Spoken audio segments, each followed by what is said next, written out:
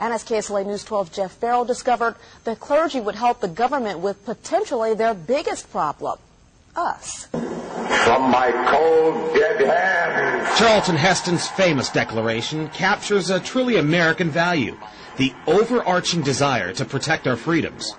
But gun confiscation is exactly what happened during the state of emergency following Hurricane Katrina in New Orleans. U.S. troops also arrived, something far easier to do even now thanks to last year's elimination of the 1878 Posse Comitatus Act. That forbid U.S. troops from policing on American soil. If martial law were enacted here at home, like depicted in the movie The Siege, easing public fears and quelling dissent would be critical. And that's exactly what the Clergy Response Team, as it's called, helped accomplish in New Orleans.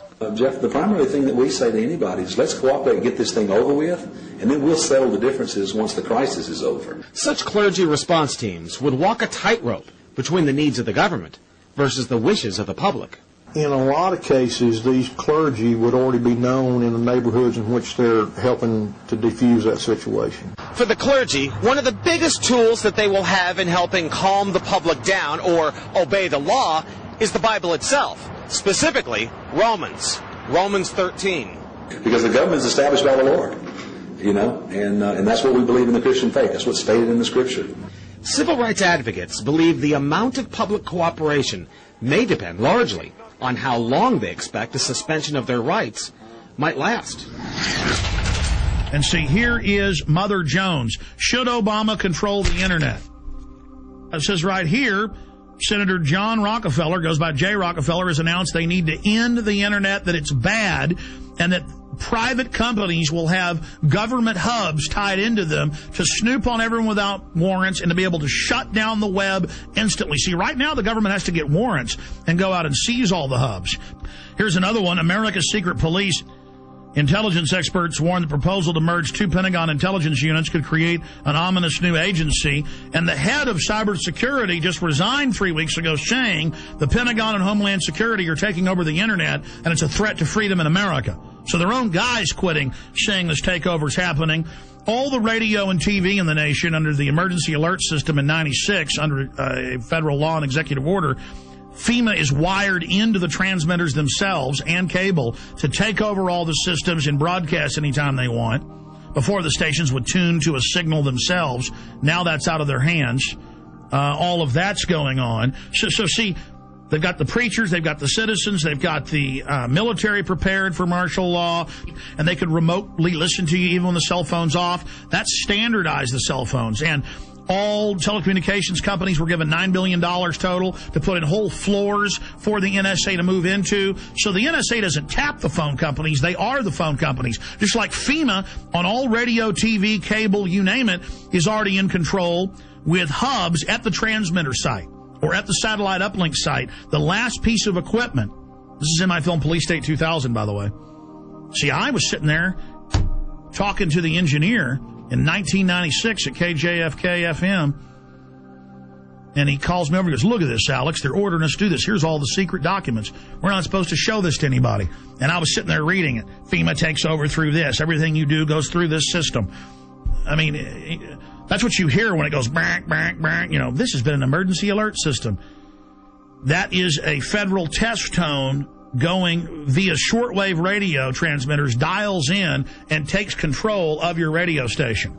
And that's what they say right here. During emergencies, when they're rounding people up and arresting them and shooting people, their job is to keep the media shut down. They don't have to come arrest Alex Jones. They hit one button, the internet shuts off. They hit one button, In the not-too-distant future, the self-proclaimed intellectual elite will rule every aspect of our lives. People in the world are content to stay as first or second level maggots. The economy is emerging from the recession. We have to keep geoengineering on the table. Implementation depends on motivation. An alarming and possibly catastrophic disaster. Already the path has been chosen. The design set in motion decades ago. Their endgame? Complete control. Water. Air. The economy. Population and even human logistics will all fall within their purview. The goal? to acquire all the natural resources of the planet and bring them securely under government control. All activities of mankind will be monitored, accounted for, and controlled. Legislation pretending to address concerns about the environment, national security, and financial stability will in fact be used to erode the very foundations of liberty and to enslave the population. This will all happen in the name of security and progress. Alluding to the notion that this is all for our protection, this will not miraculously occur overnight, with the sudden proclamation of martial law. It has been happening incrementally for at least half a century. Every law enacted that truncates the Bill of Rights in the name of national security is another nail in our coffin. Through this type of increasingly invasive legislation, the systematic decay of constitutional law becomes inevitable. Thousands of years of building and rebuilding, creating and recreating, so you can let it crumble to dust. Leaving our essential rights neutered and impotent. The Bill of Rights is reduced to a quaint antique, collecting dust in a library somewhere, retaining all the potency of a fairy tale. Martial law, called a more politically neutral catchphrase, is practiced with an iron fist. The implosion of the economy has begun by design. The United States dollar is under attack and losing value every day, while the cost of living continues to skyrocket.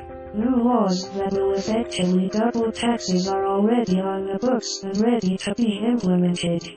Nothing has been introduced to help homeowners with their now default loans. But at the same time, money is generously given to bankers who give themselves huge bonuses during one of the worst economic downturns in history and dry up loans to small businesses. All the while, the economy spirals downward at a free fall rate. As the citizens of the United States lose their ability to take care of themselves, the government conveniently steps in to save the day. Capitalism gives way to socialism, and then without much notice, into the neo-dark ages of the one-world government-style dictatorship. Once this task has been completed and the control grid is firmly in place, they can play their final trump card. Fema camps. And by design, we will welcome the salvation with open arms, as any alternative will surely seem like suicide. Once we've been properly enslaved, they gain control over the rest of Earth's natural resources. Humanity. America, here's what you need to know tonight. I'm, basically a rodeo clown. If you have any kind of fear that we might be headed towards a totalitarian state, look at FEMA trailers, FEMA prisons, FEMA camps. I want proof. If they exist, I want pictures. I lost sleep last night worrying about this story, thinking about this story. But when I see, 9/11 victim family on television or whatever, I'm just like, oh, shut Well, up. Yesterday we talked about debunking conspiracy theories. The only thing that I answer to is myself. And I just want to be able to look at myself in the mirror and also sleep at night. Glenn Beck, a year and a half ago, said that Ron Paul supporters should be arrested and that the army should be used against them and that they were dangerous terrorists.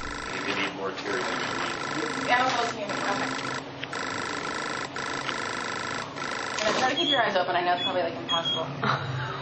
Or that's what I'd have you believe. It took me about a year to start hating the 9/11 victims' families. I don't hate all of them. I hate probably about 10 of them. Any of these 9/11 truthers, who I've been telling you for years, are dangerous. Guy Fawkes. This guy was a British terrorist who tried to overthrow the government by blowing up Parliament and killing everybody in it. Paul's supporters called the donations, and I'm quoting, a money bomb. It's really not the way I would go, tying my movement in with a historical terrorist attack. You're right.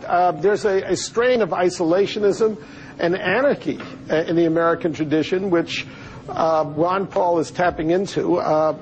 I think it's very significant that he chose Guy Fawkes. There are plenty of, unfortunately, libertarian websites which are indistinguishable from the anti-American left these days. Yes. Totally in bed with the Islamo-fascists, and have turned against this country. Turned against this country. This country. This country. Where am I wrong? The Ron Paul Revolution. I think it's meant to be a catchy slogan, but I fear some of his fringe supporters are taking the word revolution too literally. What Glenn Beck is saying is a talking point being given out to the media. And this is going to drive the conspiracy theorists crazy. I have this. They're making me say this. Help. Because we were seeing Bill O'Reilly and Sean Hannity say it. We were seeing CNN hosts say it.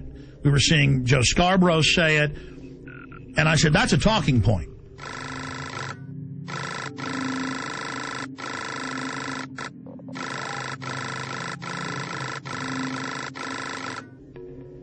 And then suddenly he started saying a few months ago, I'm going to expose the FEMA camps. If these things exist, that's bad, and we will cover it. If they don't exist, it's irresponsible to not